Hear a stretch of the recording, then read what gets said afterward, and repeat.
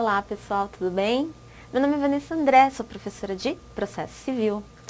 Hoje a gente vai estudar sobre embargos de declaração. Começa aí no artigo 1022 do Código de Processo Civil. Nos outros vídeos eu havia dito para vocês que contra a sentença cabe apelação e contra a decisão interlocutória cabe o recurso de agravo de instrumento, ali do 1015, né? O que acontece? Contra essas duas, tanto da sentença quanto da decisão interlocutória, cabe também os embargos de declaração.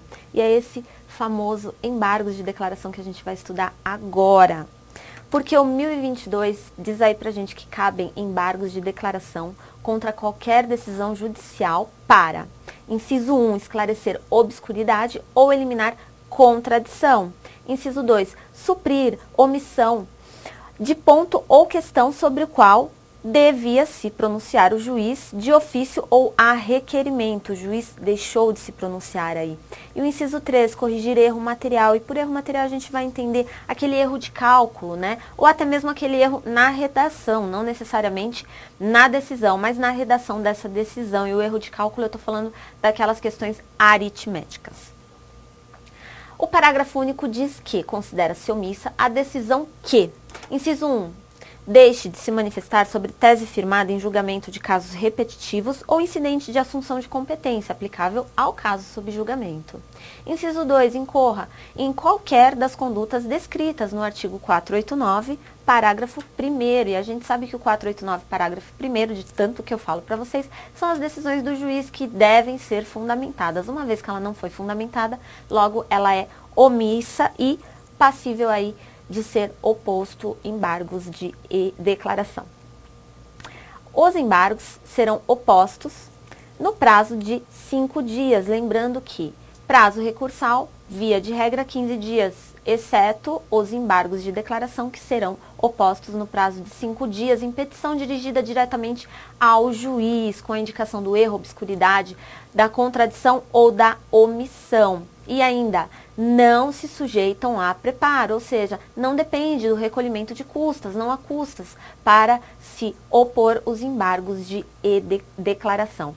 Ainda, gente, parágrafo 1º diz que aplicam-se aos embargos de declaração o artigo 229. Vamos ver o artigo 229? O artigo 229 diz aí que os litisconsortes que tiverem diferentes procuradores de escritórios de advocacia distinto terão prazo contado em dobro, né, para todas as suas manifestações. Lembrando que essa regra se aplica quando tiver mais um requisito. Qual, gente? Que os autos sejam físicos, porque se os autos forem eletrônicos, conforme diz aí o parágrafo 2º, não será aplicável essa concessão de prazo em dobro para os litisconsortes. Continuando, o parágrafo 2º do 1023 diz aí que o juiz intimará o embargado para, querendo, manifestar-se no prazo de 5 dias sobre os embargos opostos, caso o seu eventual acolhimento implique a modificação da decisão embargada. São os tidos efeitos infringentes aos embargos, porque na verdade a gente sabe que os embargos, a outra parte não será intimada para se manifestar a respeito dele, mas quando o juiz estiver prevendo que aquela decisão poderá ser modificada, aí sim ela chama a outra parte para que possa se manifestar a respeito daqueles embargos de declaração, para que exerça aí o seu direito fundamental do contraditório. E continuando, porque o artigo 1024 diz que o juiz julgará os embargos em 5 dias, parágrafo 1º, nos tribunais o relator apresentará os embargos em mesa na sessão subsequente proferindo voto e, não havendo julgamento nessa sessão, será o recurso incluído na pauta automaticamente. E o parágrafo 2º diz aí que quando os embargos de declaração forem opostos contra a decisão de relator ou outra decisão unipessoal proferida em tribunal, o órgão prolator da decisão embargada decidi-los monocraticamente. E o parágrafo 3º diz que o órgão julgador conhecerá dos embargos de declaração como agravo interno, se entender ser este o recurso cabível. A gente sabe que o agravo interno é o recurso cabível contra a decisão monocrática do relator, que está ali no 1021. no prazo de 5 dias, né? Desde que determine previamente a intimação do recorrente, para que nesse prazo de 5 dias complemente as suas razões recursais, se adequando às exigências do artigo 1021, parágrafo 1º. Continuando, o parágrafo 4º diz aí, caso o acolhimento dos embargos de declaração implique em modificação da decisão embargada, o embargado que já tiver interposto outro recurso contra a decisão originária tem o direito de complementar ou alterar as suas razões nos exatos limites da modificação. Ou seja, vamos supor que o embargado, ele é aquela pessoa que teve a sucumbência e ingressou com recurso. Essa outra parte aqui ingressou com os embargos de declaração, né? Então, aqui a decisão vai ser modificada e os embargos foram acolhidos, implicou nessa decisão que foi modificada de alguma forma. Essa pessoa aqui, essa parte que interpôs o recurso, ela vai ser intimada aí para complementar as suas razões do recurso, na medida da modificação daquela decisão ali, que foi modificada através dos embargos de declaração, no prazo de 15 dias. Então, aquele recurso que não poderia ser modificado, já foi interposto, na verdade vai ser modificado. Por quê? Porque a decisão que está sendo atacada aqui foi modificada. Então, na medida daquela decisão, na dosagem daquela decisão, esse recurso poderá ser modificado e o prazo é de 15 dias. E conta-se da intimação da decisão dos embargos de declaração. Continuando.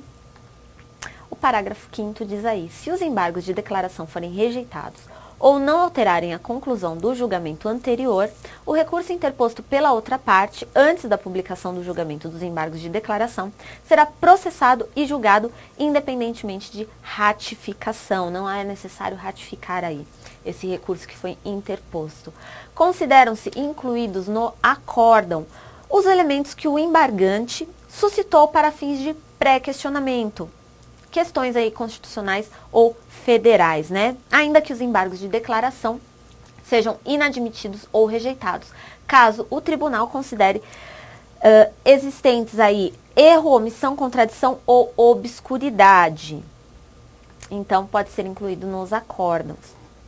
Os embargos de declaração não possuem efeito suspensivo e interrompem o prazo para a interposição de qualquer outro recurso. Então, os embargos de declaração não têm esse condão aí de efeito suspensivo, porém, ele interrompe o prazo para a interposição de outros recursos. Então, se eu estava no prazo da apelação, opor esses embargos de declaração interrompe o prazo para a interposição da apelação. Parágrafo 1º, a eficácia da decisão monocrática ou colegiada poderá ser suspensa pelo respectivo juiz ou relator. Se demonstrado o que, gente? Probabilidade do provimento do recurso ou, sendo relevante a fundamentação, se houver risco de dano grave ou de difícil reparação. É aquela fumaça do bom direito e o perigo na demora. Parágrafo 2º, quando manifestamente protelatórios embargos de declaração, o juiz ou o tribunal em decisão fundamentada condenará o embargante para o pagamento de multa não excedente a 2% sobre o valor atualizado da causa. Então, esses embargos de declaração, que são considerados protelatórios, são aqueles que não têm a fundamentação adequada, não se encaixam ali no 1022, a decisão está correta, está bem fundamentada, não tem obscuridade, nem contradição, nenhum erro material. Logo, a parte está aí ingressando com esses embargos de declaração apenas para ganhar tempo nos autos, no processo. Isso atrapalha demais. Hoje em dia, será aplicada então essa multa, não excedente a 2% sobre o valor atualizado da causa. Essa multa pode ser grande. Parágrafo 3º, na reiteração de embargos de declaração manifestamente protelatórios, a multa será elevada em até 10% sobre o valor atualizado da causa. E a interposição de qualquer recurso vai ficar condicionada ao depósito dessa multa, à exceção da Fazenda Pública e do beneficiário da Justiça Gratuita, né, que recolherão ao final. E o parágrafo 4º, não serão admitidos novos embargos de declaração se os dois anteriores tiverem sido considerados protelatórios, ou seja, mais uma vez, embargou e foi considerado protelatório, multa de até 10%. Subiu essa multa para até 10% sobre o valor atualizado da causa. E não serão admitidos novos embargos de declaração se os dois últimos tiverem sido considerados protelatórios. Bom, pessoal, por hoje é isso. Nós estudamos sobre os embargos de declaração. Eu espero ter ajudado vocês nos seus estudos e até a próxima.